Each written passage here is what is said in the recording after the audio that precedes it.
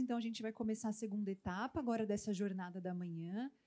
Eu sou Juliana Barros, sou terapeuta ocupacional de formação, minha instituição de origem é a Faculdade de Medicina da USP, sou também doutora em ciências, com período sanduíche com Christophe Dejour lá na França, e trabalho junto com essa equipe aqui que está compondo a formação há 10 anos, e nesse período a gente vem desenvolvendo pesquisas e estudos no campo da psicodinâmica do trabalho. Acho que na primeira parte da manhã, a Selma e o Cláudio puderam contextualizar para vocês o porquê da ergonomia e da psicodinâmica do trabalho para discutir gestão à luz da Resolução 240. Então, eu vou passar um pouco essa parte, eu também acabei fazendo isso na outra turma, porque eu que comecei, mas é importante saber que vocês já têm um ponto de partida do porquê essa formação está acontecendo, do porquê essas disciplinas estão vindo aí para contribuir o pensamento e, enfim, a reflexão sobre a gestão. Isso aqui já passou. Então, a ideia é que, na minha apresentação, eu possa conversar com vocês sobre 3 pontos principais, né? Então, primeiro, a realidade da atividade de trabalho, o real que se apresenta quando a gente trabalha, a importância dele ser pensado e entendido quando vamos discutir processos de gestão, processos de avaliação de desempenho, né? Quais são algumas possibilidades de pensar a avaliação para além daquelas que a gente já conhece normalmente, das avaliações individuais de performance, e discutir também um pouco o processo de cooperação, que é algo que para nós é bastante importante quando a gente pensa nas questões no âmbito do trabalho e da gestão. Então, para a gente começar a conversar, a gente está falando de gestão de pessoas, né? Mas gestão de pessoas que acontece aonde? Não é de qualquer gestão em qualquer lugar que a gente está falando. A gente está falando de gestão de pessoas que acontece no ambiente de trabalho, gestão de pessoas no trabalho. Mas quando a gente fala de trabalho, de que trabalho nós estamos falando? O que a gente está entendendo como trabalho? O que a gente considera trabalho? E que lugar tem esse trabalho na vida de cada um de nós, enquanto indivíduo, enquanto coletivo?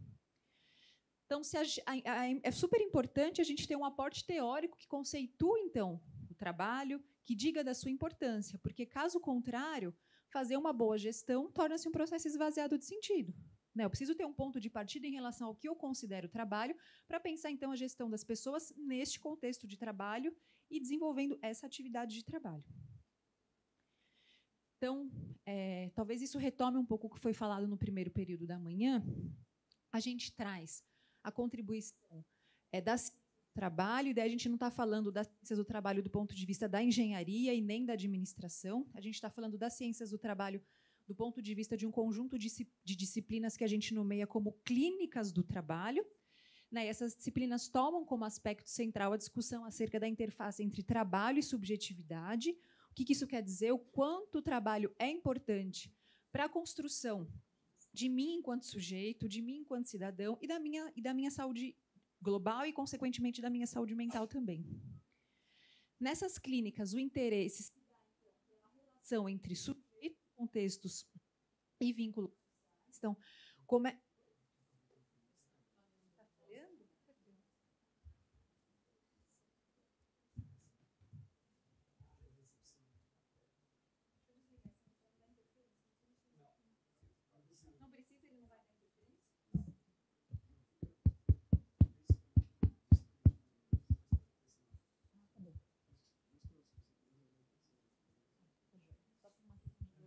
de enxergar o que está.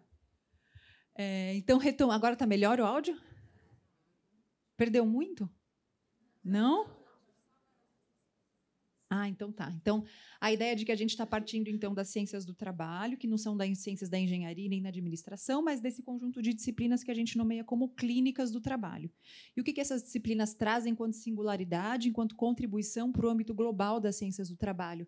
Então, o primeiro aspecto é a discussão entre trabalho e subjetividade, o quanto o trabalho contribui para a constituição da nossa identidade, de quem a gente é, do nosso desenvolvimento profissional, enfim, na vida. Nessas clínicas, então, o interesse é pela discussão, pela compreensão da relação que se dá entre sujeito, contexto de trabalho e pares e relações que se dão no trabalho. A ideia na verdade, o trabalho ele acaba ganhando destaque como mediador fundamental entre as pessoas e o campo social. Então, nesse sentido, ele se torna central para o desenvolvimento humano. E quando a gente fala de clínicas do trabalho, não é à toa que está no plural, não é de uma disciplina que a gente está falando, é de um conjunto de disciplinas, e daí existem várias delas, não sei se vocês já conhecem, já ouviram falar, então tem uma que chama clínica da atividade, uma que chama ergologia, tem a psicossociologia, mas a gente está tomando como ponto de referência a psicodinâmica do trabalho. Eu não vou me ater muito a isso, porque a Selma já contou um pouquinho para vocês que disciplina que é essa, qual que é o objetivo dela, de onde é que ela vem. Na outra turma, como eu fiz a primeira fala, era importante contextualizar as pessoas do nosso ponto de partida. Então, a ideia global, só para sintetizar e partir, né, para o que vem seguinte, é estudar as relações entre trabalho e saúde mental, dando visibilidade e procurando refletir sobre o trabalhar tendo como foco os sujeitos em ação, a racionalidade subjetiva das ações. Isso significa, então, pesquisar as relações entre os indivíduos e respectivos coletivos de trabalho.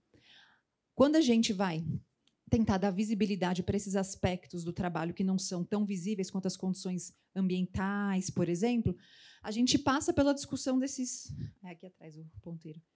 Desses vários conceitos, mas eu não vou me ater a eles, porque eu estou partindo do pressuposto que vocês já tiveram uma visão global com a palestra da Selma, que veio antes da minha. Tá joia?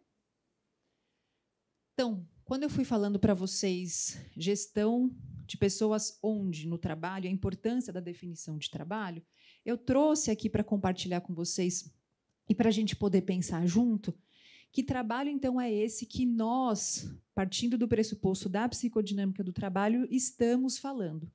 Eu trouxe uma citação que ela traz umas pistas para nós,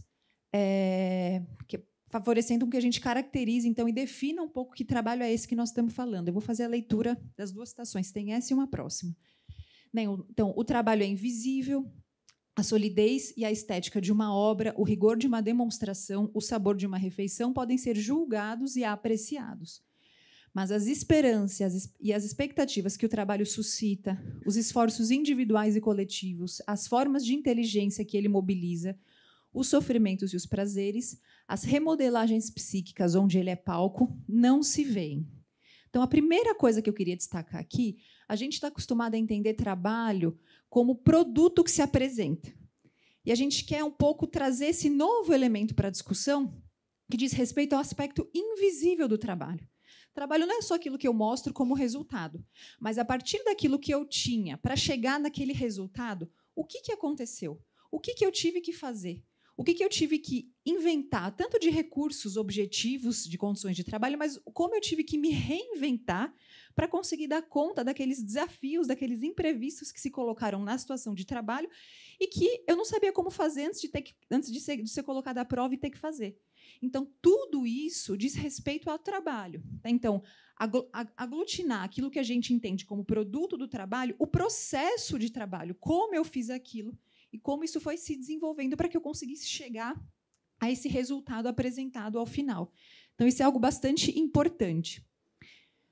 Outro aspecto importante. No começo do meu dia e ao final do meu dia, eu sou duas pessoas diferentes. Eu chego no meu trabalho, eu tenho um monte de atividade prevista. Tenho um monte de reunião, tenho um monte de relatório, só que muitas coisas nesse meio tempo acontecem.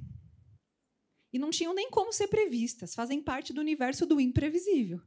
E, para fazer frente a esses constrangimentos que se colocam, eu me mobilizo como sujeito, eu uso a minha inteligência, eu uso todos os recursos que eu tenho ali na minha caixinha de ferramentas para conseguir, ainda assim, com todas essas adversidades, produzir aquilo que me foi solicitado. Então, nesse sentido, o trabalho não é alheio a quem produz, muito pelo contrário, ele é resultado da implicação daquele sujeito ao longo do desenvolvimento da atividade prevista. E é isso que nós estamos chamando de mobilização psíquica. Acho que aqui está bastante claro no exemplo, quando ela fala Eu posso dizer, do meu ponto de vista, se uma refeição está boa ou se não está. Mas tudo aquilo que ela mobilizou para quem fez essa refeição é uma outra história. E eu, como consumidor, jamais vou ter essa dimensão. Tudo bem? Faz sentido isso para vocês? E reforçar essa história da transformação, de que a gente nunca saiu mesmo de um dia de trabalho, justamente porque eu desenvolvi novos recursos, eu desenvolvi novas estratégias, eu me modifiquei, tanto do ponto de vista cognitivo como do ponto de vista psíquico.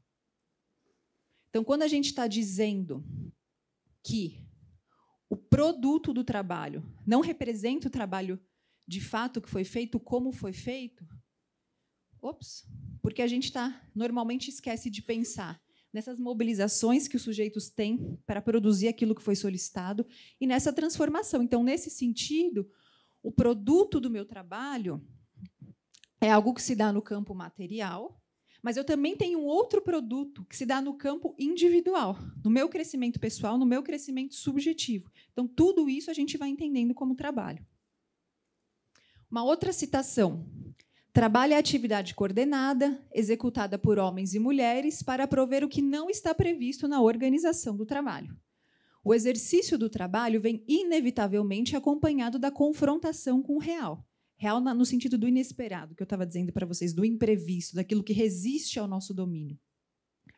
Os arranjos aos quais um sujeito procede para recuperar a diferença entre o que é prescrito e sua atividade efetiva não pode nunca ser inteiramente previstos, já que eles são reinventados a cada vez.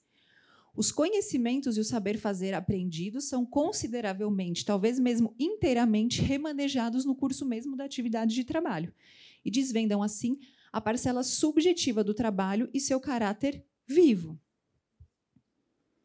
Então, de novo, nós somos convocados o tempo inteiro a inventar, a criar no trabalho. E não necessariamente as dificuldades com as quais a gente se confronta, não necessariamente, acho que na grande maioria das vezes, são prazerosas para a gente. Elas incomodam. Não incomodam? A gente não fica com aquele negócio até conseguir avançar e, de fato, produzir? Essa coisa que incomoda, que resiste àquilo que a gente conhece, que resiste ao nosso domínio, é aquilo que a gente vai chamar de sofrimento no trabalho. A gente está muito habituado a fazer uma correlação direta entre sofrimento e adoecimento, sofrimento e problema. Mas, na verdade, não é desse tipo de sofrimento que a gente está falando nessa definição. A gente está falando de um sofrimento que é inerente à condição do ser humano. Assim, nós, como seres humanos, somos seres sofrentes. Quando a gente é bebê, a gente não sabe falar, a gente se incomoda e a gente chora, é o nosso jeito de expressar. É uma situação difícil, é uma situação de sofrimento. E, aos poucos, a gente vai se desenvolvendo e aprendendo e criando estratégias para enfrentar esses desafios. O nosso repertório vai aumentando. Mas a gente nunca vai conseguir ter repertório suficiente para lidar com tudo que está fora do previsto. E é exatamente esse incômodo, essa coisa que nos desestabiliza, que a gente chama de sofrimento. E é super importante a gente entender que o modo como o nosso trabalho está organizado pode favorecer ou não o quê? Com que esse sofrimento se desdobre, de fato, em um processo de adoecimento, ou com que esse sofrimento se desdobre no processo de prazer e, consequentemente, de fortalecimento da minha identidade, da minha subjetividade e da minha saúde mental. Que aspectos são esses da organização do trabalho que podem influenciar ou determinar o destino desses sofrimentos? Eu vou dizer daqui um pouquinho. Então, de novo, só para reforçar essa ideia de transformação que o trabalho traz, e não só transformação do mundo, do que está fora de mim, mas transformação de mim enquanto sujeito.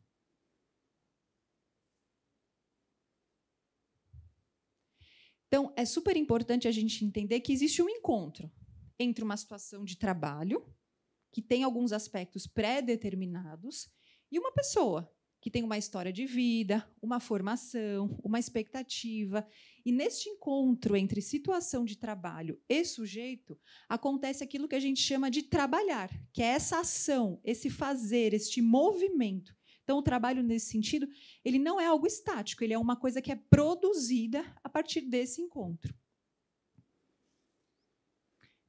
Então, como eu já disse, o trabalho ele é uma expressão da inventividade, da liberdade e da possibilidade de criação singular. Isso faz com que a gente pense em romper um pouco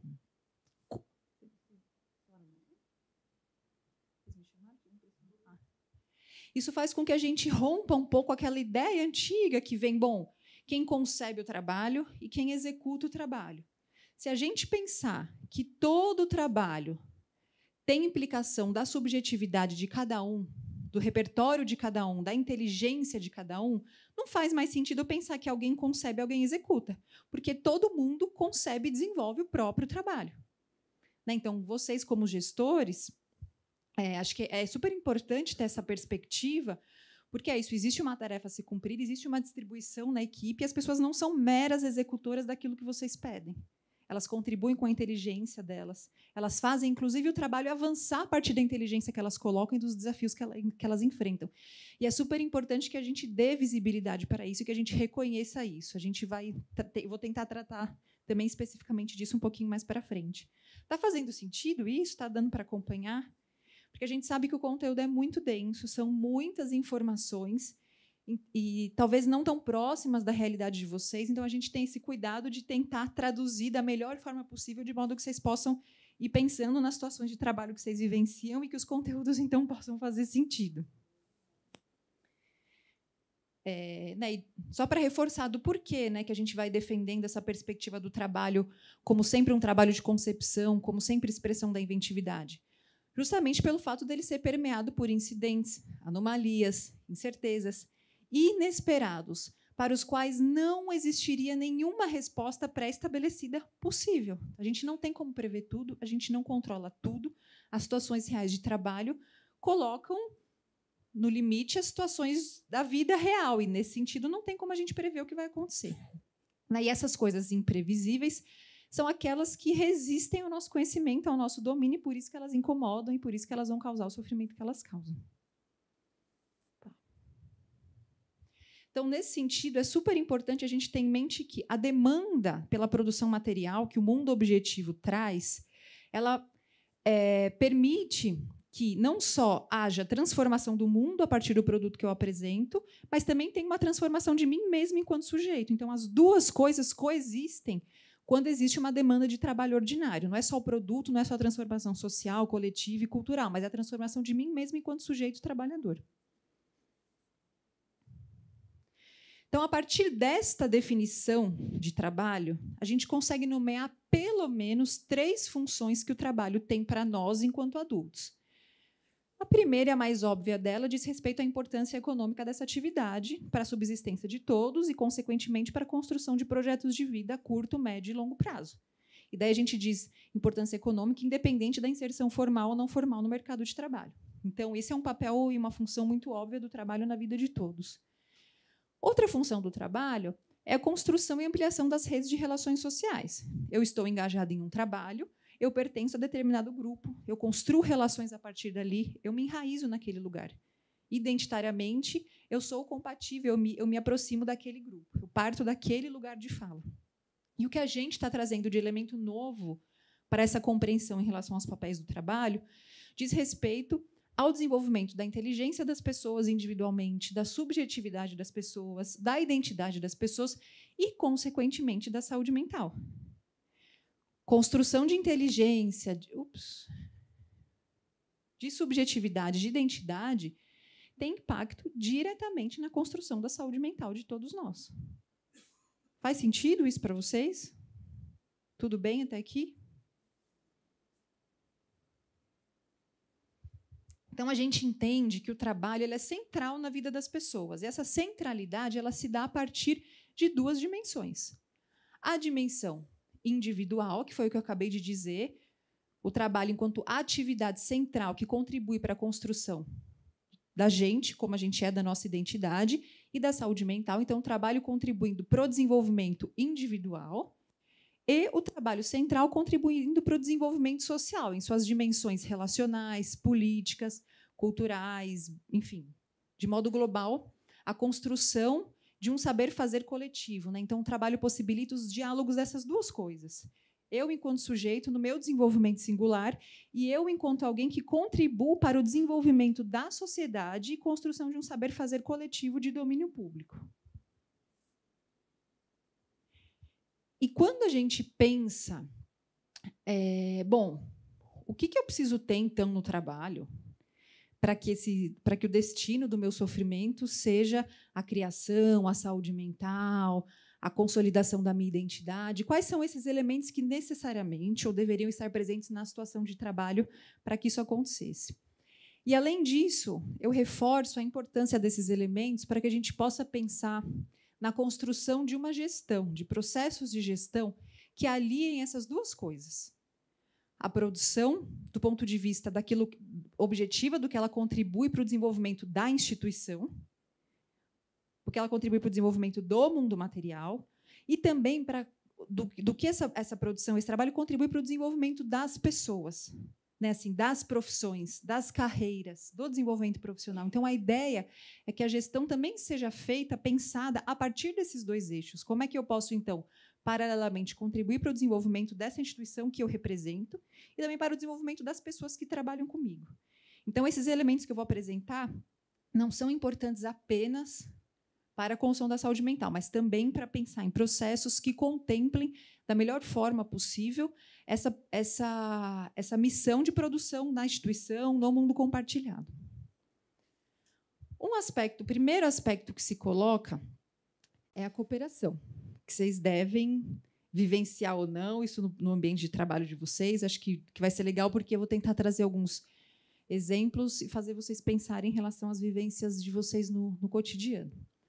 Primeira coisa, quando a gente fala de cooperação, a gente está dizendo necessariamente de um coletivo de trabalho constituído em torno de regras comuns, de acordos comuns.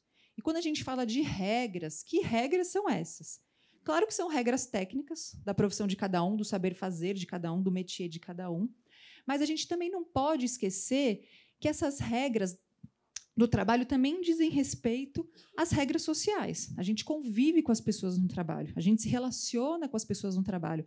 Então, isso que a gente está chamando de regras do trabalho contempla esses dois aspectos: regras técnicas e regras sociais, que, no limite, dizem respeito a regras do viver junto. O trabalho é um local privilegiado para a gente construir regras do viver junto. Então, quando a gente diz de coletivos constituídos em torno dessas regras comuns, a gente está dizendo desse conjunto de regras. Outro aspecto importante: a cooperação, ela é fruto de um trabalho coletivo efetivamente realizado, fato que indica, de forma geral, a contribuição e o engajamento dos sujeitos na dinâmica do trabalho.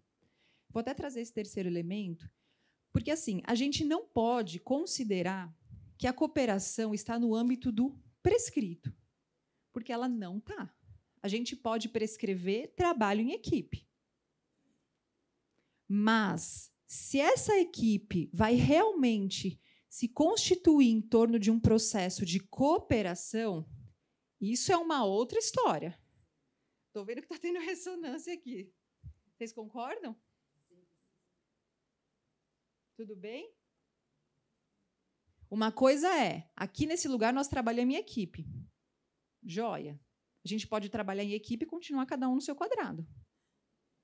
A gente pode trabalhar em equipe, a gente não precisa nem conversar. A gente pode trabalhar em equipe, mas, no final das contas, o trabalho que vai ser avaliado é o meu mesmo, então eu não estou nem aí. Se eu estou colaborando para o desenvolvimento, eu não estou colaborando.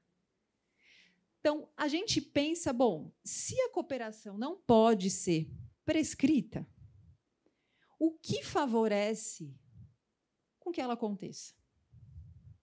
O que favorece? O que vocês acham que favorece?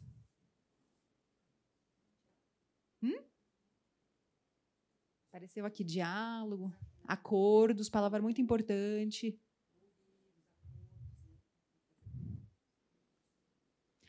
Então, quando a gente pensa em ouvir, acordo, diálogo, a gente pode pensar numa dimensão individual e numa dimensão coletiva. Certo? Quando a gente pensa...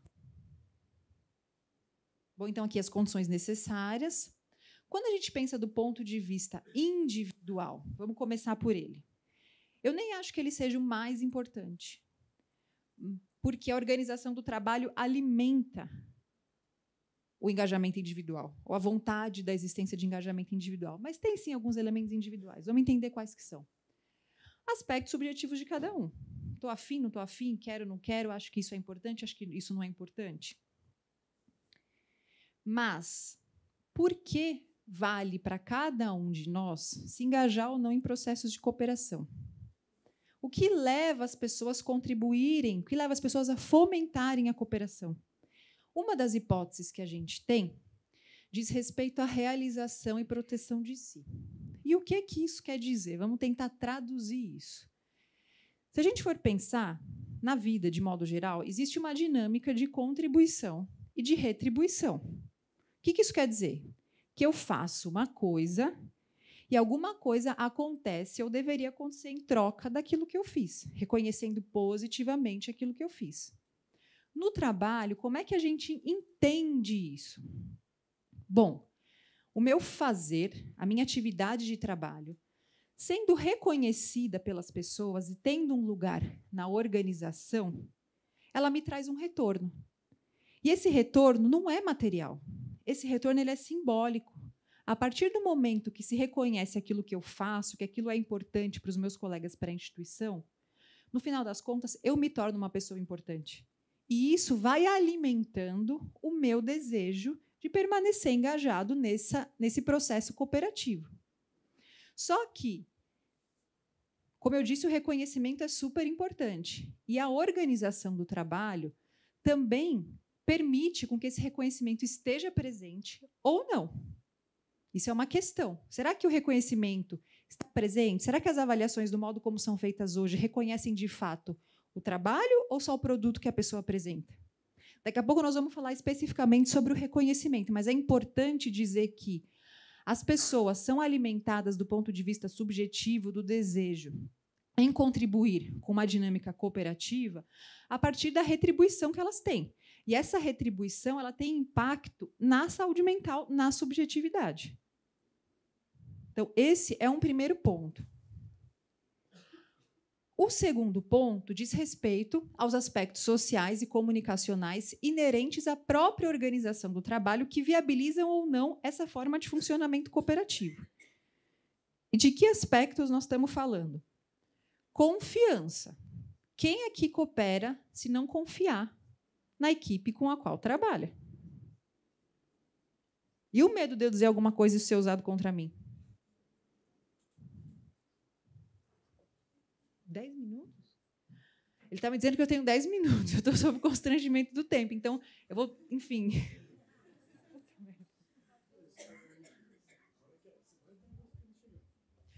Então, é que é uma decisão difícil.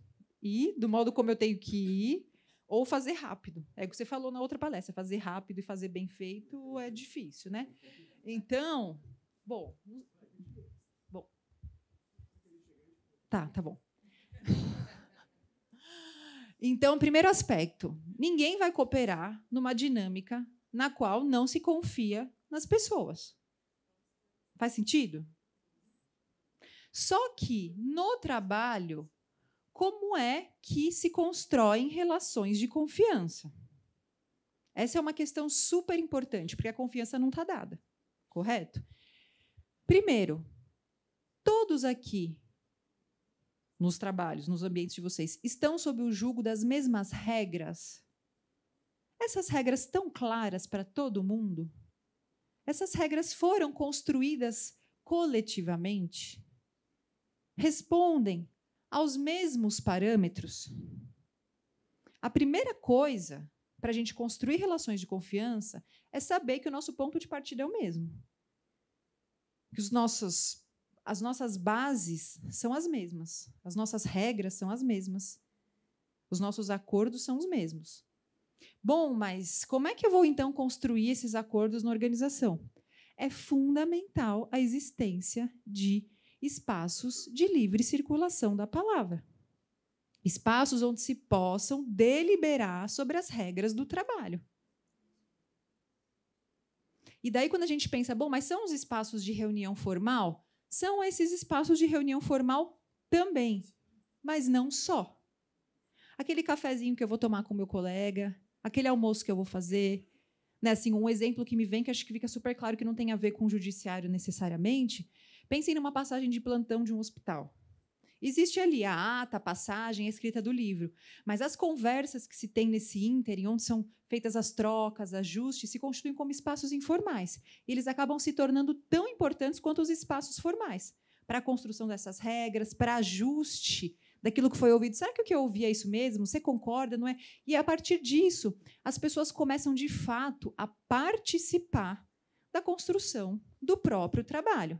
Elas conseguem construir regras, elas conseguem construir acordos. Essa atividade de construção de regras, a gente nomeia tecnicamente como deontologia do fazer, mas acho que isso não é o mais relevante aqui. O relevante é que vocês fiquem com a necessidade de, bom, para que as pessoas confiem entre elas, a gente precisa saber que estamos sob o jugo das mesmas regras. E precisamos, então, construir essas regras, de preferência coletivamente. Porque daí todo mundo vai poder dizer aquilo que acha importante, aquilo que acha válido, aquilo que acha que é pertinente para aquele contexto, e juntos poderemos deliberar sobre, de fato, o que importa. E, a partir daí, eu tenho parâmetros iguais para todos. E, com um parâmetro igual, eu posso avaliar se o meu colega respeitou aquilo, se ele foi justo com aquilo que foi deliberado, se ele foi correto. Então, são fundamentais a existência desses espaços de deliberação para que a confiança possa se constituir no seio das organizações. Outros 2 aspectos super importantes. Temos aquela reunião de equipe com pautas enormes e discussões infindáveis que, às vezes, a gente fica cansado. Meu Deus, mas não estamos chegando em lugar nenhum. Isso faz parte do cotidiano de trabalho de vocês? Não estamos chegando aqui em lugar nenhum, precisamos decidir alguma coisa. Quem é que decide? E como mais do que quem decide, é como e por que essa pessoa decide. Uma coisa, gente, é autoridade. Outra coisa é autoritarismo. São coisas completamente distintas. Uma coisa é, eu sou autoridade desse setor, fui delegado, estou aqui ocupando esse lugar. Outra coisa é a legitimidade que esta minha autoridade tem frente ao coletivo com o qual eu trabalho. E como é que esse sujeito, que é considerado autoridade, arbitra, né? Assim, o que legitima, na verdade, quais são as competências profissionais que ele tem que o legitimam enquanto autoridade? Primeira coisa, assim, vou falar super rápido. É super importante aquele, né, que vai arbitrar saber tecnicamente daquilo que se fala, né? Dele conhecer daquele métier. Isso é algo super importante. Outra coisa super importante é poder saber ouvir. E ouvir, gente, se a gente for parar para pensar, é super difícil, é super arriscado, porque coloca em xeque as minhas verdades, as minhas certezas, isso desestabiliza. Só que, se eu quero fazer a melhor decisão, enquanto chefia, eu quero fazer a melhor decisão, eu preciso ouvir as pessoas, porque, às vezes, elas têm respostas muito melhores do que as minhas. Então, essa capacidade de ouvir, acolher, manejar as opiniões, transmitir para uma hierarquia acima da minha e transmitir o que vem da hierarquia acima da minha para a hierarquia abaixo da minha, são aspectos fundamentais que vão caracterizando a competência profissional daquele que é reconhecido como autoridade no seio da organização. Então, muitas vezes, é isso, não adianta aquele sujeito ocupar aquele lugar achando que ele manda e ponto, acabou. Será que aquele grupo, de fato, reconhece ele como autoridade a partir das competências que ele tem? Isso é um aspecto super importante de ser pensado. E outra coisa que eu também vou falar super rápido diz respeito à renúncia. A gente tem uma reunião de 10 pessoas, cada um com uma perspectiva diferente, cada um com uma ideia diferente de contribuir para o avanço daquele processo. Não dá para a gente trabalhar com as 10. Então, como é que aquele sujeito orquestra de modo que ele consiga favorecer com que as inteligências individuais se tornem uma inteligência coletiva? E, para isso, eu preciso renunciar de algumas coisas para escolher aquilo que é melhor em detrimento do coletivo. Isso é um exercício muito difícil e muito desafiador. Então, se a gente está dizendo que a cooperação não pode ser prescrita e que todos esses aspectos estão envolvidos na construção deste processo, a gente entende que ela se pauta muito mais na ética do que na técnica. Não é algo que diz respeito ao campo da técnica. Eu não posso dizer para você uma receita de bolo, eu posso dizer algumas diretrizes, mas o dia a dia que vai determinar se isso vai acontecer ou não, a partir desses pressupostos. Então, nesse sentido, ela é muito mais pautada na ética do que em qualquer técnica.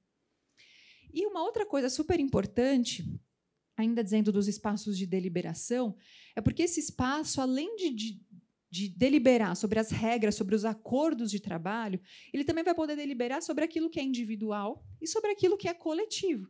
E é super importante para as pessoas saberem isso, o que é da competência dela, o que é da competência daquele grupo, porque depois é importante que isso seja avaliado com as devidas proporções, né, e não ficar só numa avaliação individual. Quantos minutos? Ah, não, tudo bem.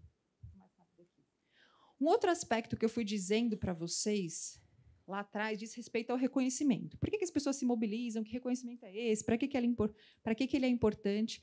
E daí eu adaptei parcialmente uma figura produzida pelo meu colega Cláudio, para tentar resumir um pouco as coisas que eu fui falando, colocar em algumas caixinhas, que isso às vezes facilita no momento da compreensão, e depois discorrer especificamente sobre o reconhecimento. Então, aqui a gente tem um contexto de trabalho com condições específicas, organizado de modo específico, e com atividades, tarefas específicas, e a gente tem a vivência das pessoas a partir daquilo que elas se deparam no dia a dia do desenvolvimento do seu trabalho. Aquilo que o real coloca de imprevisto, tudo aquilo que as atividades de trabalho colocam para ela como imprevisto. Aquele incômodo com relação àquilo que foge do meu domínio causa para mim aquilo que a gente já nomeou de sofrimento. O destino desse sofrimento pode ser a realização e, consequentemente, a construção do sentido no trabalho, ou o destino desse sofrimento pode ser o adoecimento. O que vai determinar se um, se outro, são os processos de reconhecimento. E quando a gente está dizendo de reconhecimento, a gente está dizendo de julgamento. Julgamento sobre o meu fazer, e não sobre quem eu sou. É por isso que, muitas vezes, as pessoas têm um conflito. Mas eu não gosto dessa pessoa, como é que eu vou trabalhar com ela? Se todo mundo está sob o jugo das mesmas regras, eu consigo admirar alguém porque ela faz um bom trabalho, porque eu sei os parâmetros. Né? Então, esse é um ponto importante. Enfim, então, a gente está dizendo de julgamentos. Avaliação, reconhecimento passa por julgamento. E de que julgamento nós estamos falando? Hoje, a gente entende que existem 2 tipos de julgamento. O primeiro, de utilidade, que diz respeito à utilidade econômica e social daquilo que eu produzo. Então, é aquele julgamento proferido pela hierarquia que vai versar muito mais sobre o resultado do meu trabalho, se cumpriu ou se não cumpriu os objetivos. E o segundo julgamento, que para nós é super importante, o desafio é que ele possa ser incorporado nos processos de avaliação. Então, a gente começar a pensar, para além de uma avaliação verticalizada, uma avaliação horizontalizada, diz respeito ao julgamento que a gente chama estético, de beleza. O que é isso? É aquele julgamento proferido pelos meus pares. Por quê? Porque só os pares sabem a dificuldade de realizar o meu trabalho. Porque eles estão na mesma condição que eu. Porque eles têm as mesmas tarefas que eu. Porque eles estão submetidos às mesmas regras que eu. Então, eles são, de fato, os únicos que conseguiriam avaliar se como eu fiz o meu trabalho foi legal ou se não foi, se eu respeitei as regras, se eu fui de acordo com tudo o que tinha sido planejado. Um outro aspecto do julgamento proferido pelos pares é que, bom, além deles terem o mesmo ponto de partida que o meu, eles sabem avaliar a singularidade, ou eles sabem reconhecer a singularidade da minha contribuição. Quão belo, quão inventivo, quão criativo eu fui para produzir essa saída. Então, os pares são os únicos, pela própria natureza do trabalho, por eles estarem submetidos às mesmas condições que eu, que conseguem avaliar muito mais os meios que eu produzi, como eu produzi, se foi bacana, se não foi, do que o julgamento de utilidade. Então, é isso, como eu disse, o desafio é que a gente possa incorporar esses 2 eixos nos processos de avaliação. E quando o meu trabalho é reconhecido, quando o meu fazer é reconhecido, obviamente ele tem impacto no meu ser. E é nesse sentido que o reconhecimento no trabalho contribui em demasia para a construção da saúde mental. Para finalizar, agora eu estou acabando, então, se ela chegar, estou salva pelo ovo. Para finalizar, eu trouxe alguns aspectos. Não, peraí, que ainda não é. Só para fechar essa parte do reconhecimento. Então, o reconhecimento como uma retribuição, muito mais do que financeira, ela é uma recontribuição de natureza simbólica, ela se caracteriza dessa forma, possibilita, então, a transformação do sofrimento em prazer e o fortalecimento da identidade. Então, ela favorece o não adoecimento, muito mais do que o não adoecimento no trabalho, o desenvolvimento do prazer via atividade de trabalho. E auxilia na construção do sentido do trabalho. Então, como eu fui falando, no universo subjetivo, né, no universo do sentido, fazer algo que faça sentido para mim, para a sociedade, para a cultura, é condição sine qua non para a construção da identidade da saúde mental. Eu só posso saber se o que eu faço faz sentido se eu for reconhecido pelas outras pessoas.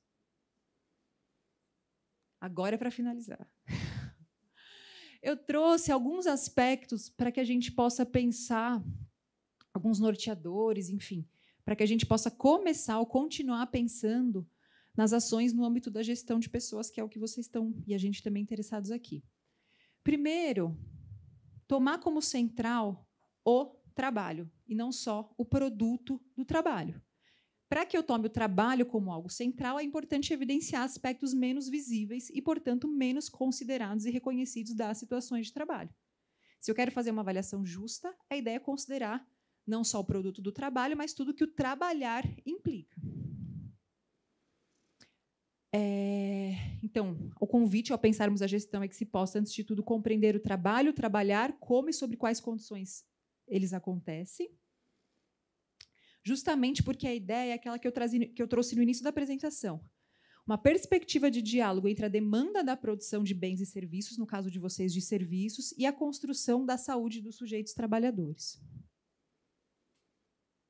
A ideia é que a gente possa pensar, ao fazer gestão e ao avaliar as pessoas, estratégias que potencializem a capacidade de agir dos sujeitos e coletivos profissionais frente às dificuldades vivenciadas. Uma das estratégias que a gente acredita que pode favorecer essa participação dos sujeitos na deliberação sobre o trabalho é a existência dos espaços de deliberação coletiva, sejam eles formais e informais, que, consequentemente, favorecem a construção da cooperação, que produz um bem para as pessoas e para a produção.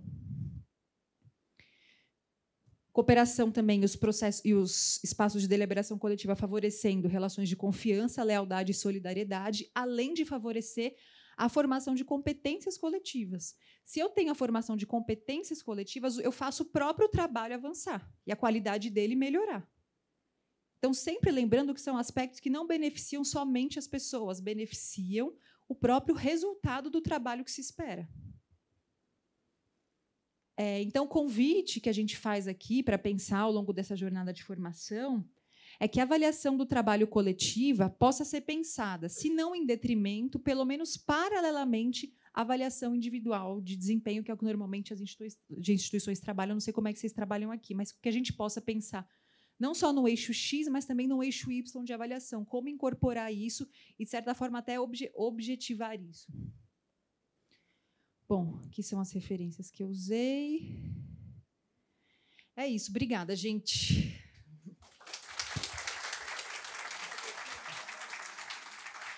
Como a próxima palestrante ainda não chegou, se alguém tiver alguma pergunta, uma questão, enfim, eu posso tentar ajudar a pensar, não que eu vá trazer respostas, mas é um início de uma conversa. Então, se alguém quiser fazer alguma colocação, reflexão, enfim.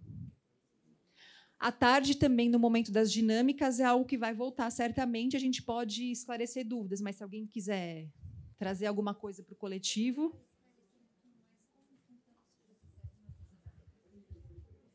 Poderia esclarecer um pouquinho para nós como, então, se fariam essas avaliações coletivas?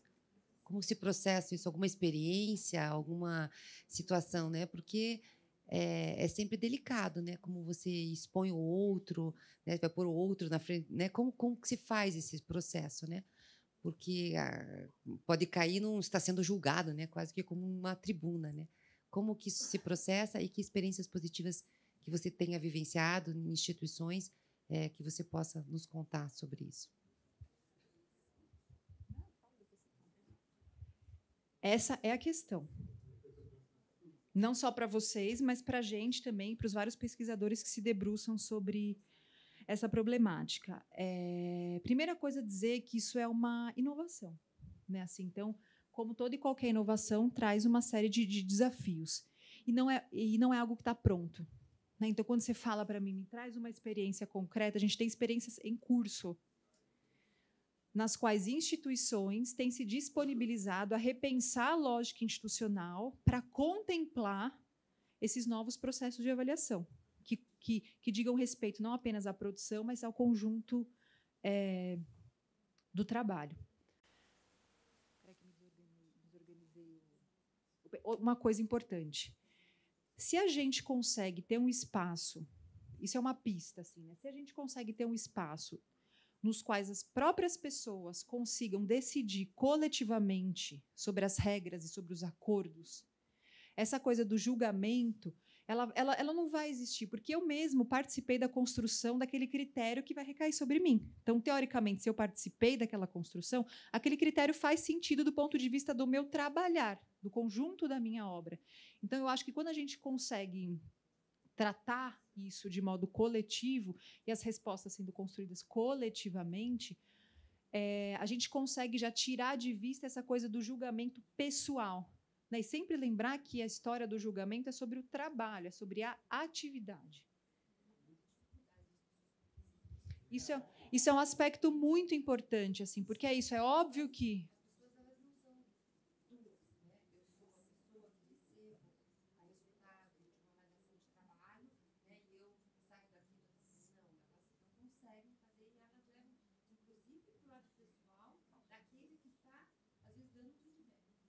Mas tem uma questão que é isso, aquilo que eu comentei antes, né? Assim, esses critérios pelos quais elas são avaliadas foram produzidos por quem? Elas entendem o sentido desses critérios? Isso diz respeito realmente ao trabalho que elas desenvolvem? Não sei se você falou desse exemplo aqui, no mesmo que você usou lá, mas, por exemplo, em algumas pesquisas que a gente fez com o próprio judiciário, né, que os magistrados são avaliados pelo número de sentenças. Uma coisa é atribuir uma sentença num processo X de divórcio. Outra coisa é um litígio de família. São trabalhos, apesar de ambos desembocarem numa sentença, o que ele demanda para mim, do ponto de vista de investimento, é muito distinto. Então, nesse sentido, se eu sou avaliado só pelo número de sentenças, essa avaliação está sendo muitíssimo injusta. Então, quando eu digo dessa incorporação da voz desse coletivo para a construção de critérios, a gente aposta que isso vai minimizar, porque, afinal, eu compus esse processo de trabalho, eu faço parte dele, eu entendi que isso é importante para o meu trabalho, então eu posso ser avaliado a partir disso. Não sei se...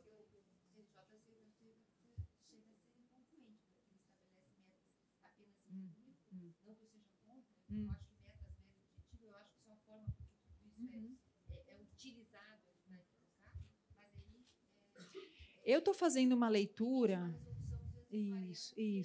Isso. Eu estou fazendo uma leitura que é isso. Essa resolução é de 2016, então já se passaram alguns anos e o contexto político nacional está num momento muito delicado. Mas quando a gente olha a resolução, ou pelo menos quando eu olho a resolução, eu acho que existe uma promessa. Existe uma promessa de revisitar os processos organizacionais de modo geral. E é nessa promessa que a gente está apostando. Acho que não é à toa também que a gente está aqui de ter sido fechada essa formação. Uhum. Perfeito.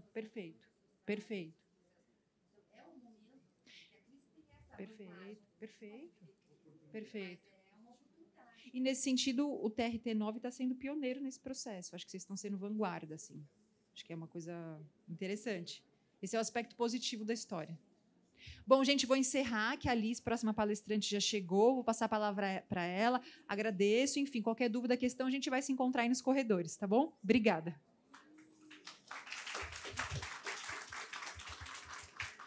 Bom dia, pessoal. Nossa, eu estou aqui de novo. Quem já ouviu eu falar aqui? Pouca gente. Sério? Então eu vou poder fazer minha palestra tradicional. Que legal! Lá no outro auditório, mais da metade já tinha ouvido. Aí eu fiz outra fala. Mas, gente, é um prazer estar aqui. Eu sou a professora Alice Sobol. Eu estou, assim, à vontade, porque quanto tempo faz, Valéria, que eu venho aqui? Pelo menos 6 anos. Ser da cidade tem vantagem, né? Mas eu tenho a honra de poder compartilhar com o TRT, com o grupo da psicologia, com a comissão de relações no trabalho, uma parceria aí de mais de 5, 6 anos, já até me perdi. Eu lembro que a primeira vez que a gente veio falar de assédio aqui, era uma coisa assim, gente, tem um monte de coisa acontecendo, a gente não sabe o que fazer. Daí me chamaram, o que a gente pode fazer? A gente fez um treinamento, do treinamento a gente fez uma proposta de programa, da proposta de programa apareceu uma política. Apareceu não, né? Nunca aparece assim, né? Depois de muito trabalho, muita conversa, muita discussão, foi feita uma política. Cadê esse aqui? Uma política exatamente sobre assédio moral. Política de prevenção e combate ao assédio moral e sexual no âmbito do TRT da nona. 25 de junho de 2018 foi aprovado no Pleno por unanimidade essa política. Quem já sabia que essa política existia? Levanta a mão. Ótima, metade do auditório. Muito bom. A Comissão de Relações no Trabalho, que veio em decorrência dessa política, ela tem o propósito de fazer um acolhimento direto dos casos, né? E ela está funcionando desde janeiro desse ano.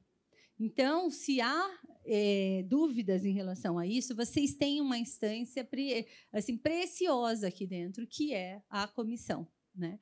E o que isso tem a ver com a Resolução 240? Na Resolução 240, existe lá um item dizendo que uma das coisas que se espera, a partir dessa resolução, é instituir regras de conduta ética e realizar ações de prevenção e combate aos mecanismos, gestão e atitudes de assédio. Né?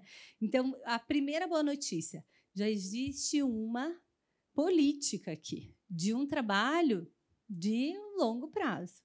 Né? E aqui foi o primeiro tribunal a estabelecer essa política. Então, vários outros têm, acho que mais um ou dois, talvez, agora, que já têm as suas políticas, e eles estão olhando o material daqui para poder se inspirar. Né? O Ministério Público Federal estabeleceu esse ano, eu estive lá no lançamento da política deles. O Ministério Público do Trabalho tem uns 2 anos, então, os órgãos públicos, é bem recente esse tipo de mecanismo nos órgãos públicos voltados à prevenção e enfrentamento do assédio. E aqui já tem essa política. A comissão está atuando, então, desde janeiro, e, se vocês esquecerem tudo que eu falar, não esqueçam que existe a comissão. E a comissão não é assim, para atender casos, a comissão é para atender pessoas. A comissão não é para o assédio moral. A comissão é para olhar para as relações, para dar apoio, e especialmente para os gestores. Por que o gestor precisa dar conta de saber como lidar com alguém que está chegando alcoolizado no trabalho? Por que o gestor tem que saber como lidar com 2 pessoas que estão em conflito na sua equipe? Por que um gestor tem que saber e resolver sozinho o que é que faz com alguém que está voltando de afastamento longo por problemas de saúde mental e a equipe está rejeitando? Vocês têm que saber tudo isso? Hã? Vocês têm que saber tudo isso sozinhos? Gente, está louca, muito difícil ser gestor assim. Além de todas as coisas de processo, de sistema, de meta, sério que vocês acham que vai dar para fazer tudo isso sozinho? Então, veja que bacana, aqui agora tem essa comissão. E se eles não souberem responder, eles vão dizer quem sabe, entenderam? Então, vão lá para a comissão perguntar. A comissão é um lugar consultivo, acima de tudo, de orientação. Eu não vou lá, vão achar que eu não sei ser gestor. Ué, você sabe todas as coisas de ser gestor? Porque é isso que a gente vai acreditando no decorrer dessa sociedade que a gente vive, que a gente é homo deus, que a gente sabe tudo, que tem que resolver tudo sozinho, e que se eu perguntar para o meu colega, que também é gestor, como é que ele fez, é porque eu sou fracassado. Né? Gente, abre mão disso. A melhor coisa é poder dizer, não sei, vou buscar ajuda. Esse é um lugar que pode trazer leveza para o seu exercício de gestão. Né? Porque muitos gestores estão adoecendo, muitos gestores estão perdendo o seu sentido no trabalho, estão esgotados por conta dessa sobrecarga e de assumir coisas que não é dele. Né? Eu assumi um cargo de gestão na universidade. E aí, agora em junho, né?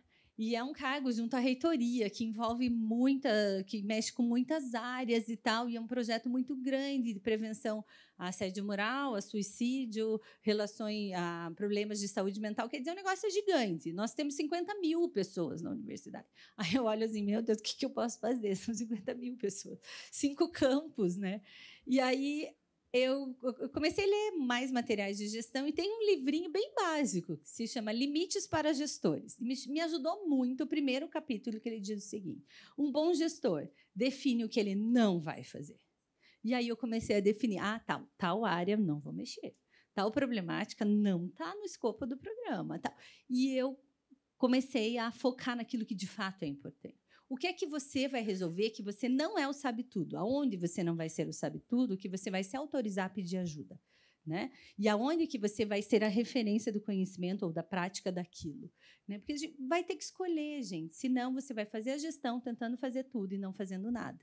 E aí a gente corre num risco, porque tem situações que vão incomodar tanto que te colocam fácil de perder o controle sobre o seu próprio comportamento. O que a gente tem percebido? Assédio moral é muito mais uma perda de controle do meu próprio comportamento quando algo me tira do sério do que propriamente uma má intencionalidade. Eu não quero destruir o outro. Estou tentando fazer bem o trabalho, mas o cara não trabalha. O que eu faço? Daqui a pouco eu estou perseguindo, daqui a pouco eu não chamo mais para reunião, eu tiro as tarefas importantes dele. Daí você vai ver as descrições de assédio. Né? Eu xingo o cara, porque eu não aguento mais. Eu já fiz tudo, eu já elogiei, eu já dei o melhor trabalho. E o cara não quer trabalhar. Então, eu achei só comigo, eu achei que era só na Federal. Aqui também acontece. Entendi, pois é. Né? Gente, vai ter sempre alguém que não quer trabalhar do seu lado. E o que é que você vai fazer? Você vai enlouquecer por conta da pessoa? Não, gente. Você vai distribuir responsabilidade. Você não quer trabalhar? Muito bem, companheiro. A escolha é sua. Está aqui a tarefa, o prazo é esse. Reunião. Todo mundo tem tarefa e prazo. Distribua coletivamente, abertamente, as tarefas e os prazos. Junta a equipe. Nós temos tal meta do CNJ para tal dia. Falou? Essa meta, né? Não dava para ser assim, mas nós vamos ter que, enquanto a gente não muda o mundo, a gente trabalha. Então, o que vamos fazer, então? Vamos a tal pessoa, não sei se essa realidade é plausível aqui, cada um vai ter lá suas tarefas divididas. Reunião a próxima semana, a gente vai se encontrar e eu quero saber como é que está indo. Vocês estão com alguma dificuldade? Porque o importante papel do gestor hoje, né, o Dejur coloca bem isso no livro Le Choix, é o acompanhamento do que essas pessoas fazem. É conseguir gerir, gerenciar e valorizar o que tem de melhor nessa equipe, os seus saberes, as suas práticas. Né?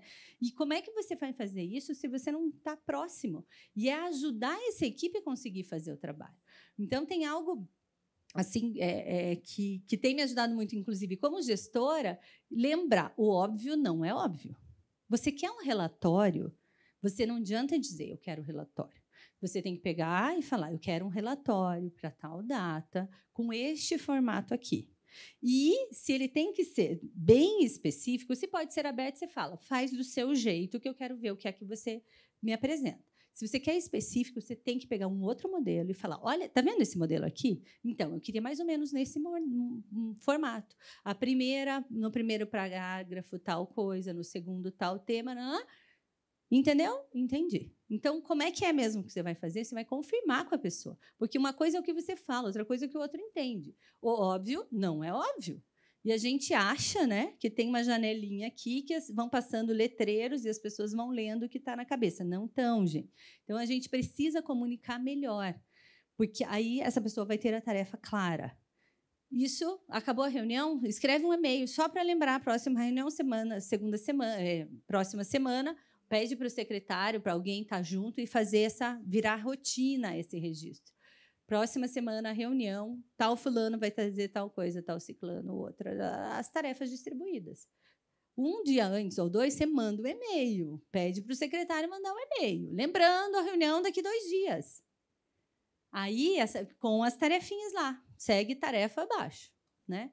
Chega na reunião, o que vocês acham que vai acontecer com aquele que não quer trabalhar? Ele vai ter que se explicar na frente de todo mundo. Isso não é exposição exagerada, isso não é humilhação, você não precisa humilhar essa pessoa, a questão é distribuição de responsabilidade. A pessoa não quer fazer, ela vai se responsabilizar, ela pode não fazer nada naquela semana e vai estar lá no próximo e-mail. Tivemos reunião hoje, fulano de tal apresentou o resultado, para o próximo ele vai trazer tal coisa. Fulano de tal não trouxe o resultado, teve dificuldade com o sistema. Foi pensado vai ter treinamento para o sistema, para a próxima reunião ele vai trazer de novo o relatório. É distribuição de responsabilidade. A pessoa que não quer trabalhar não é sua responsabilidade, gestor. É responsabilidade dela. Qual é a sua responsabilidade enquanto gestor? Mapear que isso está acontecendo. Porque o que acontece? A gente vai para a prática do assédio, mesmo sem querer. Você vai excluindo, você vai humilhando, você vai, mesmo que no silêncio, né? Porque o assédio também é isso. Então, estou trazendo esse exemplo para falar. Gestão profissional é a proteção para o gestor para não cair no risco de praticar assédio quando você não quer chegar nisso. Porque o que é que tira muito a gente, né? Aonde a gente tem risco de praticar assédio moral? Naquilo que nos incomoda, né? E aí, quanto tempo eu tenho ainda, por favor? Ótimo. Aqui está a internet ligada? Não, eu não vou. Eu vou usar os dados de lá. Eu fui lá no outro auditório agora e a gente trabalhou processo eletrônico. Alguém com saudade? A gente trabalhou. Cadê aqui minha tela cheia? Ai, não é. Fiz caca. Quem me ajuda? Aqui. Eu entrei no Mentir, vocês conhecem aquela metodologia lá? E a gente perguntou, o que mais me incomoda no cotidiano de trabalho? Apareceu muito reclamação, falta de comprometimento, não envolvimento com as tarefas, que é isso que a gente está falando, o não trabalhar, né? A pessoa que não quer trabalhar. E quando você percebe o que me tira do sério, aí que você tem que estar vigilante, porque o assédio moral está muito mais próximo da gente do que a gente imagina. E ele aparece quando faltam ferramentas de gestão segura.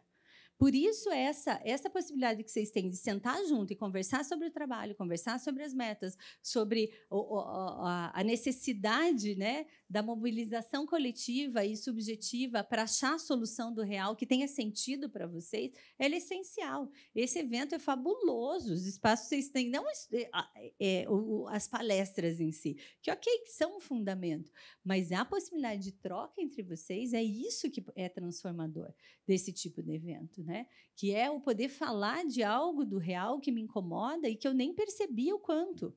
E aí isso me alerta para onde eu tenho que cuidar. Então, aonde o que lhe incomoda, né? Pensa o que me incomoda no todo dia. E aonde que eu posso ter mais mecanismos mesmo de gestão para lidar com isso. Porque se isso te incomoda, ele não é avulso, ele não acontece de vez em quando. Se te incomoda é porque é frequente. Todo problema é frequente. Nós precisamos ter um padrão básico de segurança para atuar. Conflito é outro problema frequente. E o gestor que sabe mediar bem um conflito, ele evita muito assédio moral dentro da sua equipe. Então, quero entrar um pouquinho por aí. Como é que o gestor pode mediar conflito? Deu um auê lá, um BO, brigaram, não sei o quê, se xingaram, ou sei lá. Ou um não quer mais trabalhar com o outro. Você chama individualmente e ouve a pessoa. Gente, ouve, escutar, não é falar, é escutar. O que aconteceu? E deixa a pessoa falar, blá, blá, blá, reclamar do outro e xingar o outro. Ele pode tudo. Você não pode dizer, é mesmo, né? Esse cara, por favor, não. Porque é isso que a gente faz. O outro vem reclamar, você está de saco cheio também, você fala, puta, é mesmo, né? Podia sumir daqui esse cara, vou pôr à disposição. Né? Para o outro colega, você está tentando mediar o conflito ou você está intensificando o conflito? O papel do gestor é mediar o conflito e não intensificar. Né? Por isso que é tão importante falar com pares, porque se você não tiver onde falar num lugar seguro, com pessoas que você possa trocar, você vai falar com alguém da sua equipe, que é colega de trabalho. Precisamos ter essa rede entre pares urgentemente em todas as instâncias, porque é ela que nos dá essa segurança de poder tomar uma decisão, depois ir lá, será que eu fiz certo? Ou estou pensando em fazer isso, né? Se vocês não tiverem esse vínculo de pares, procurem lá a comissão né, de relações no trabalho. Depois eles vão me pegar e nunca mais me chamam para voltar, que eu estou mandando trabalho para eles. Mas, gente, daí você pega essa pessoa. O que é que aconteceu? O que aconteceu? Como você se sentiu? Vai ouvir. O que você acha que pode ser feito? Ah, porque você tinha que chamar a pessoa, porque o tribunal tem que mudar ela do lugar, porque essa pessoa tem que parar de fazer isso. Tá bom, tudo outro, né? Perceberam? É você, o tribunal e a pessoa. Aí a próxima pergunta: e o que é que você pode fazer para evitar que isso aconteça de novo? Ou para enfrentar esse problema? De novo, compartilhando responsabilidade. Qual é o seu papel? E a pessoa vai se posicionar. E ali vocês têm um acordo. Né? Você gostaria de conversar com essa outra pessoa sobre isso? Ah, não, eu não quero conversar. Então, tá bom. Então, a gente pode tocar assim como tá. Só que a gente vai... Toda reunião, você sabe que eu registro. Então, só para lembrar. Ah, você vai tomar cuidado com o jeito, não vai mexer mais no computador da outra pessoa. Sei lá, você pega o problema, não são as pessoas, você vai localizar o problema. Eu peguei um conflito em que um gestor entrava na sala do outro, lia tudo que estava no painel e ficava dando sugestão para a equipe inteira o que ele tinha que fazer. O que a equipe tinha que fazer. Daí o gestor chegava, o gestor da unidade chegava, o outro saía e ia embora. E aí, um dia, eles se cruzaram e deu uma discussão mesmo, feia, porque ele já tinha pedido, eu não quero que você fique entrando na unidade, e a pessoa não parava. E aí foi chegar lá na mediação de conflito comigo. Né? E aí a questão é, o que é que você... Qual foi a questão? Tinha um monte de problema com as duas pessoas. Localizamos a entrada na sala. Você pode entrar nessa sala sempre que tiver reunião. Se você precisar discutir alguma coisa técnica, agenda a reunião antes. E a gente nunca deu conflito por outras coisas. Pela entrada na sala, nunca mais. Você localiza o problema e não as pessoas. Aí você localiza lá, não entra mais na sala sem autorização, sem relacionado a uma atividade, que foi esse caso. Fala com a outra pessoa, a mesma coisa. O que aconteceu, como você se sente? Vamos tentar? Vamos. E tem casos que você vai ter que, uma semana depois, chamar. Como é que está? Como é que está? Vocês estão conseguindo conversar? Não converso mais com meu colega de trabalho. Gente, faz parte da atividade. Vocês não têm que tomar chopp junto. Mas o trabalho de vocês exigem. Então, vem, chama os dois, o que é que está acontecendo, o que incomodou e como é que nós vamos fazer aqui para frente. E e-mailzinho. Conversamos hoje, cuidar, então, com a maneira como fala, com etc, etc. Né? O respeito. Se o registro é banal, o registro em relação ao comportamento também é banal. Aí, olha o que acontece. A gente nunca registra nada. E, de repente, aparece uma baita reclamação, né? Um problema enorme. Ah, você já conversou com essa pessoa? Já. Cadê? Aonde? Como? Não aparece na avaliação de desempenho? Não aparece em nenhum tipo de registro de reunião. E aí parece que você, gestor, não fez o seu papel. Né? E não é só fazer o seu papel.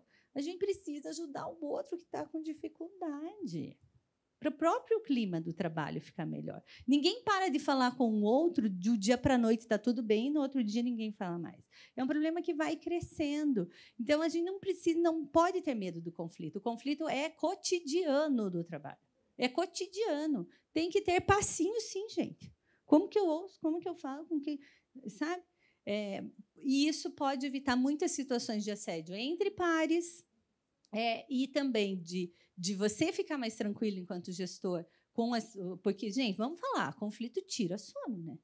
Conflito, cara, tira sono. Como é que eu vou fazer? E daí o negócio não é exato. E daí não tem indicador quantitativo. E eu tenho que lidar, não sei o que vai aparecer.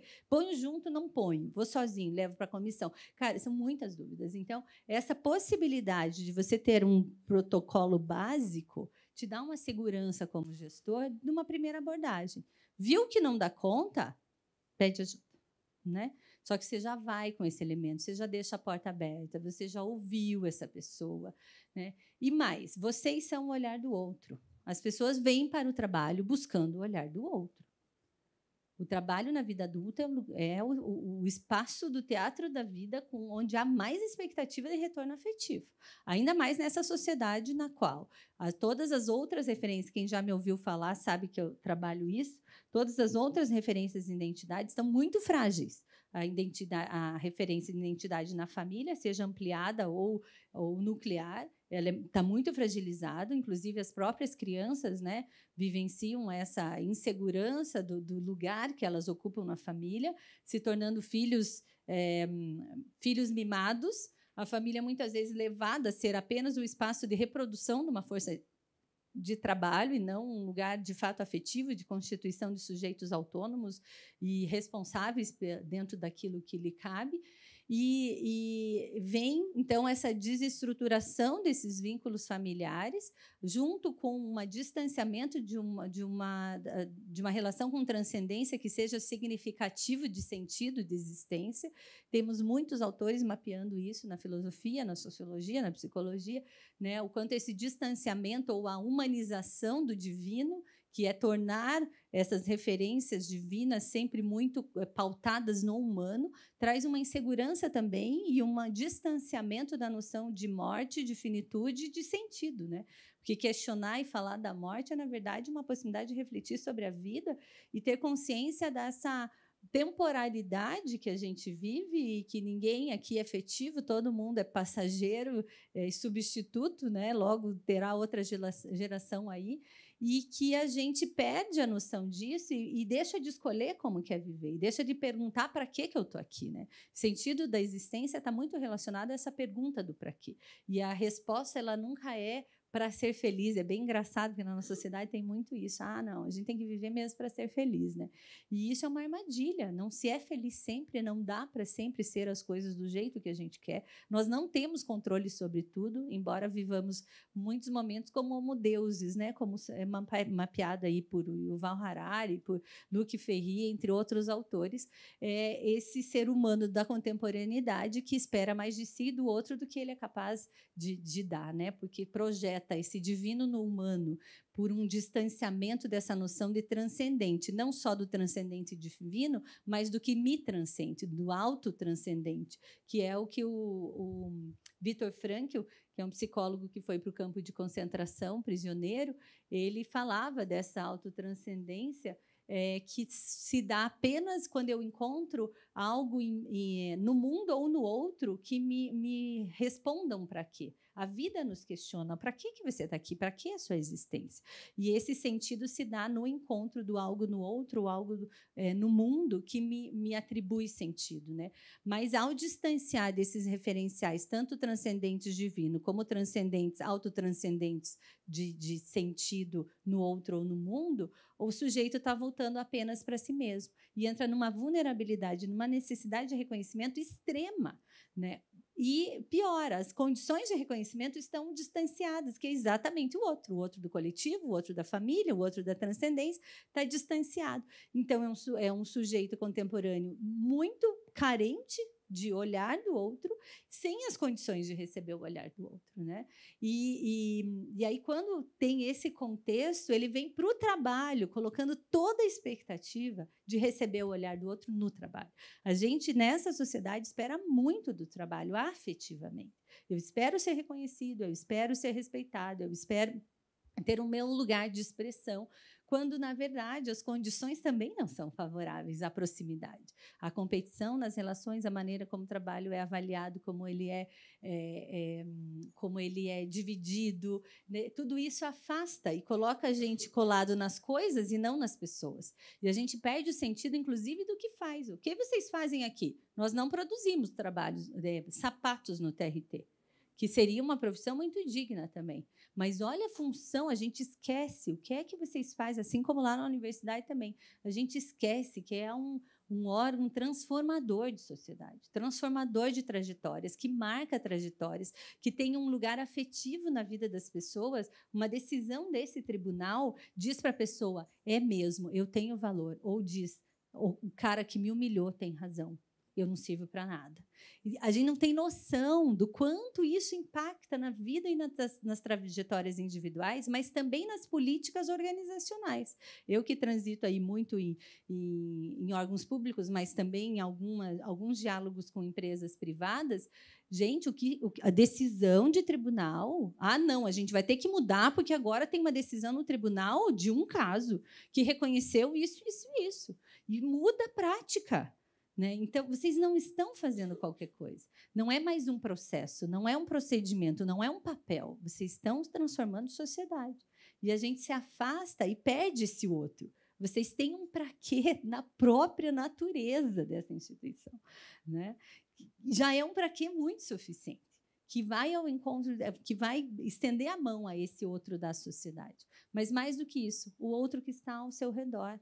Se você, ainda assim, fizéssemos algo sem relevância social, que não é o caso, né? E se a gente olhar a fundo, todo o trabalho tem relevância social, mas o trabalho é uma desculpa da vida para encontrar o outro, gente. Se nenhuma trajetória social foi modificada pela tua existência e pelo teu trabalho aqui no TRT, em relação à instituição, a sua existência aqui pode ser transformador da vida do outro, para o bem ou para o mal, para bom ou para ruim.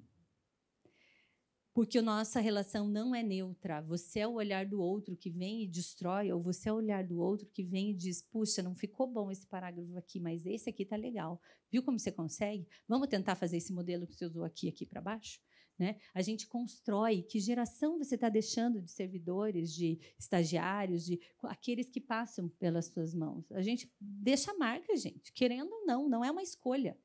Ela vai acontecer. Qual é a marca que você vai escolher colocar? Ah, não vou errar nunca e só vou deixar a marca boa. Não, é o Homo Deus, isso é o Homo Deus, não é nós, ser humano, gestor, não é. Né? Todos nós erramos. O que se faz com o erro? Será que dá para ir lá e falar, puxa, desculpa, errei aqui, ó. Não foi legal o que eu fiz com você ontem, eu estava muito nervosa. Vamos tentar de novo? Você me avisa quando estiver extrapolando? Pega alguém de confiança. Quando eu começar a pirar, você me avisa, tá? É um lugar de segurança. Você sabe aonde é a tua vulnerabilidade, pede ajuda. Pega alguém de confiança ali da sua equipe e fala, me ajuda a perceber quando eu não estiver sendo bacana aqui. Né? Se você tem proximidade, isso é uma boa coisa. Né? Se você tem proximidade com alguém para isso. Mas, gente, então, é essa possibilidade. O que é que eu faço com essas relações cotidianas que me são confiadas? Eu vou mesmo cair nessa armadilha de que é a meta, que é a única coisa que importa aqui? Né? Ou eu vou entender que o trabalho é uma desculpa da vida para encontrar com o outro? Porque, gente, o que traz sentido ao trabalho não são as condições reais. Não é a forma de organização, não é se cumpriu a meta ou não. Embora a porcaria que a gente não conseguiu cumprir a meta, levamos bronca de auditoria, de corregedoria, de não sei o quê, mas, gente, vocês são muito massa, vocês ajudam mesmo. E a gente levou bronca junto e a gente vai continuar junto.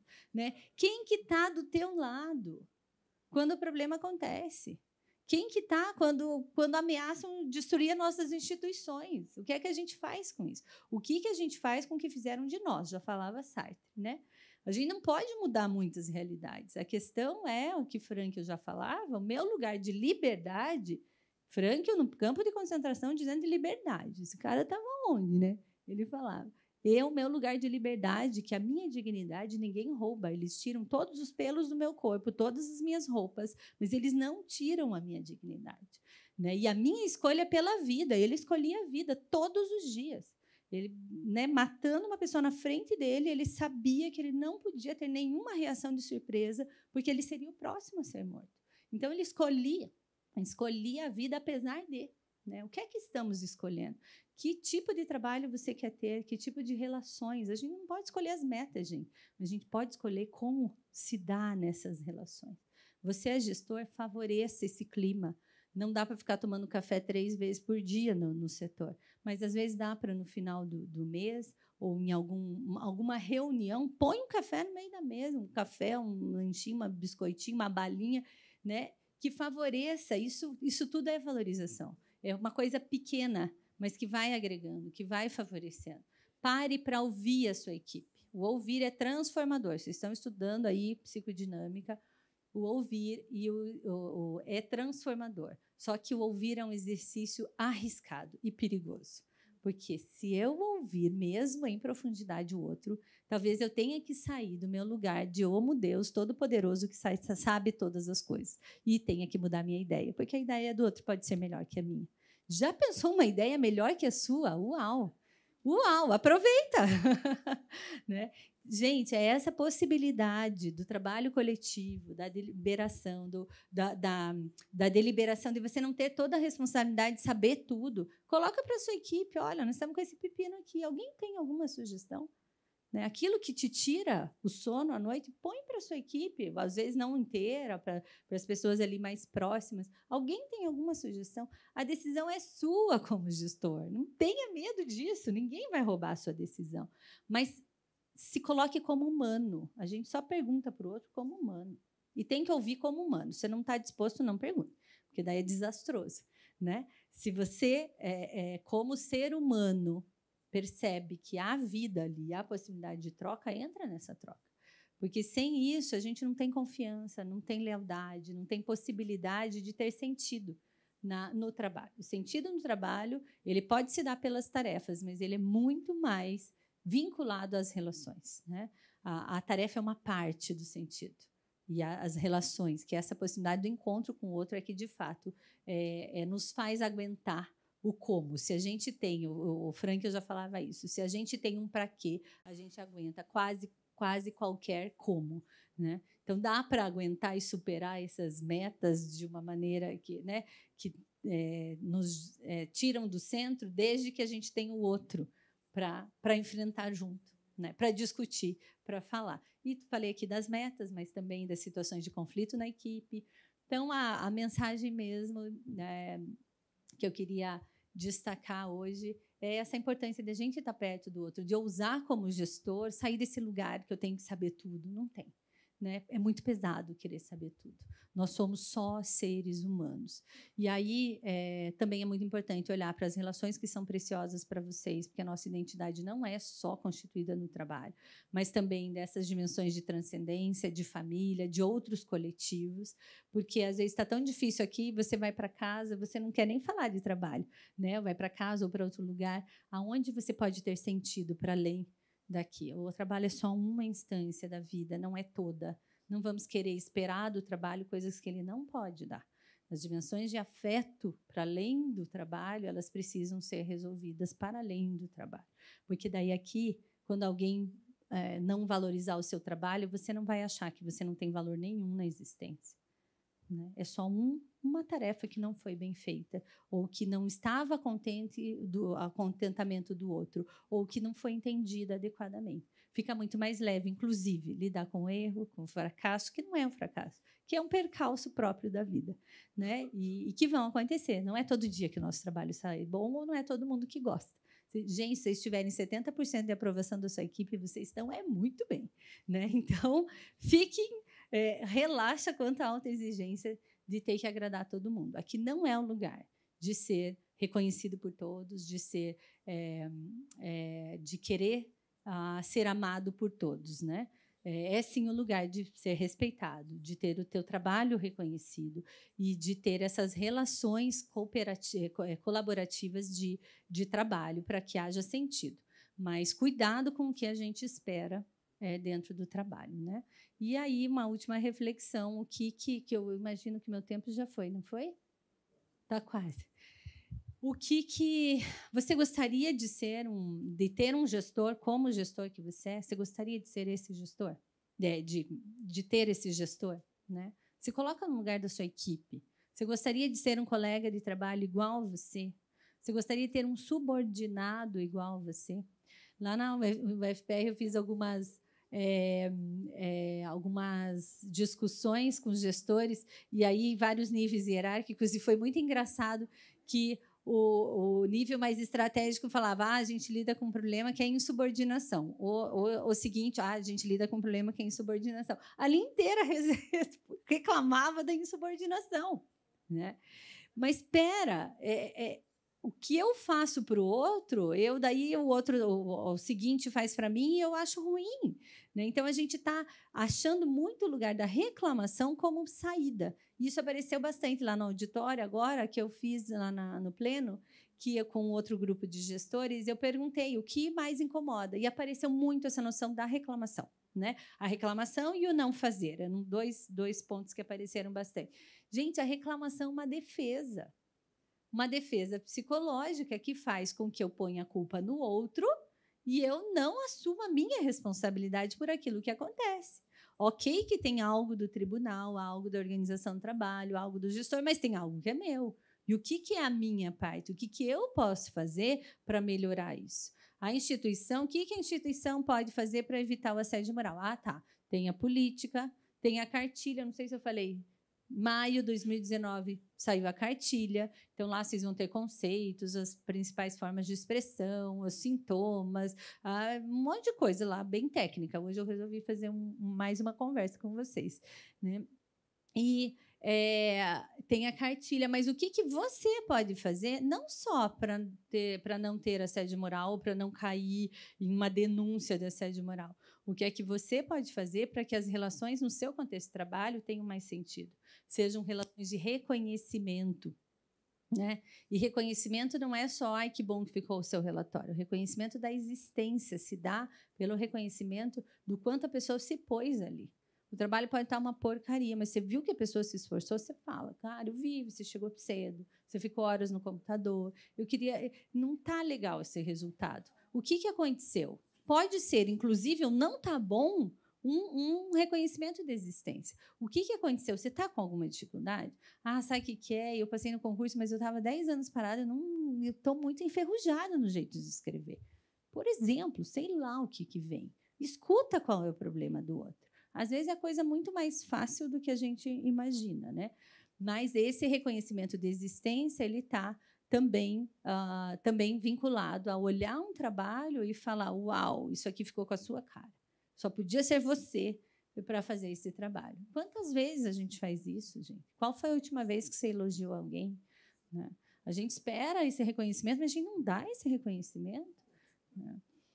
Lá na universidade, nesse projeto que eu estou fazendo, que se chama o FPR Convida, ele é muito esse trabalho de reconhecer as pessoas. E eu estou impressionada com o que está acontecendo. Só de eu parar e falar, me conta o que é o teu projeto. Puxa, que bacana, olha que contribuição você tem aqui e tal. As pessoas, assim, projetos engavetados estão saindo da gaveta. Porque alguém para ouvir e falar, puxa, que contribuição, que legal. Então, não tenho tempo. De fato, gente, não dá tempo. Põe tempo para falar com a sua equipe, para reconhecer. Você vai gastar muito menos tempo consertando o problema, resolvendo o conflito, né? Deixa eu até falar uma experiência pessoal. Eu e meu marido, multimídia nas palestras eu falo isso, eu já vou falar com vocês também. Eu e meu marido, a gente tem um costume para conseguir sobreviver nas nossas relações, na nossa relação, a gente tem um costume de fazer tempo especial nós dois. A cada 2 meses, a gente tenta sair um dia e uma vez por semana a gente tem 2, 3 horas só nossas, sem as crianças, que não é para resolver problemas, conta, filho, não. É só para ficar nós dois, tomando um café, dando uma volta, enfim, o que for. Não é para assistir filme também, não vale. Porque senão você não fica com o outro. Aí, pelo menos para nós, não funciona. Então, aí sabe o que acontece? Quando a gente não tira esses tempos, a gente começa a brigar. E a gente gasta muito mais do que aquelas 2 horas que eu não tinha, que eu separei para ficar com ele, muito mais tentando retomar a briga que a gente teve. E aí a gente entendeu isso, e agora é preventivo de conflito. Né? Para a gente não ter conflito, a gente faz uma saída só nós dois. Veja que troca boa. Né? A gente gasta menos tempo, vive melhor e super se curte, do que ficar resolvendo um monte, né? Aí, não, mas nós vamos gastar se a gente for no hotel. Sim, lá, aquelas saídas mensais. Quanto que é uma terapia de casal mesmo? Nós estamos economizando, vamos para o hotel. Né? É mais barato ir para o hotel. Porque essa relação é preciosa para mim. Né? Com os meus filhos, a gente faz tempo especial, que é brincar do que eles querem. Eu tenho o Davi de 8 e a Gabriela de 10. Brincar do que eles querem. 20 minutos. 20 minutos, mãe, que maluquice é essa? Sim, do que eles querem, do jeito que eles querem, sem nenhuma interrupção, só nós dois. E intensamente, eles amam isso. Faz tempo que a gente não faz tempo especial, né, mamãe? Porque eles sabem, é uma conexão muito mais profunda do que eu todo dia, a criança falando com você, você cozinhando, e daí mexendo no celular junto, e ele metade no celular, metade na televisão. Não. Aonde que tem o espaço de conexão? E, infelizmente, nós estamos sendo roubados disso e tem que marcar na agenda, senão não vai acontecer. E a gente faz o tempo da família também, nós 4. Cada um escolhe uma atividade, todos fazem do jeito que a pessoa escolheu. O Davi, quero ir lá na pracinha de bicicleta. Ah, mas eu não quero andar de bicicleta. Azar é seu, é o tempo dele, e ele escolheu, e todo mundo vai. E põe um sorriso na cara, porque a próxima atividade é você que vai escolher. Ah, quero fazer piquenique lá na grama do condomínio. Tá bom, vamos fazer o piquenique. Cada um escolhe, a mamãe, o papai, as criancinhas, todo mundo escolhe. E eles não veem a hora de ter o tempo especial da família, né?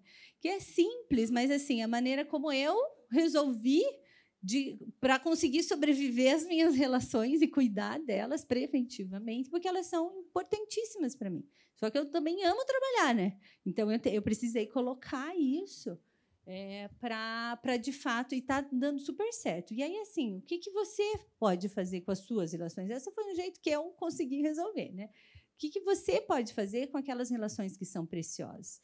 Porque a maneira como você vai vir para cá também depende da tua existência, do teu sentido, do teu para quê, de estar nutrido afetivamente por outras instâncias. Senão, qualquer um... Gente, ai, que lindo! Você vai se achar um amo Deus. Alguém olhou para mim. Ou qualquer não tá bom, acaba a sua vida. A gente tem visto um aumento de suicídio no trabalho, gente. No trabalho, dentro do trabalho, com cartas dizendo que é relacionado ao trabalho, né? Porque, é claro, se tudo na minha vida é o trabalho, então, se me questionam aqui, eu não tenho mais valor nenhum. Então, é bem importante esse cuidado contigo, com as suas relações, com as relações que lhe são preciosas. E também o tempo especial da equipe. Quando é o tempo que você vai ouvir essa equipe? Né? Quando é o tempo, aquelas pessoas que estão chegando, que estão mais vulneráveis, marca, gente, marca. Ah, chegou hoje e tal, está voltando de afastamento por problemas de saúde. Tá bom, podemos conversar semana que vem, esse horário? Então, você vem aqui, nós vamos conversar. Eu quero saber como é que você está conseguindo se integrar, enfim. Isso é preventivo, vai te economizar tempo e problemas, entende? Então, é a ação preventiva do gestor para que o assédio moral fique bem longe e que as relações tenham mais sentido. E isso depende de cuidar de você, de cuidar das pessoas que estão perto e ter esse olhar para o outro, né? Para isso, a capa de função e papel precisa transcender. Ela é só um acesso para que você, ser humano, possa se relacionar com outro ser humano. Trabalho como uma desculpa da vida para encontrar o outro. Se não for assim, a nossa vida fica sem sentido, o nosso trabalho fica sem sentido, né? Sendo que é um trabalho, por si só, a natureza dele já tem um sentido tão nobre. Como é que a gente pode, no encontro com o outro, trazer mais vida para esse cotidiano? E por acreditar que o trabalho pode ser sim, um lugar de vida, de encontro, de prazer, de transformação, de identidade, é que eu vim conversar com vocês hoje, né? E eu sou muito honrada e tenho meu sentido de trabalho muito renovado quando eu tenho essa possibilidade de estar aqui. Muito obrigada por esse tempo de vocês.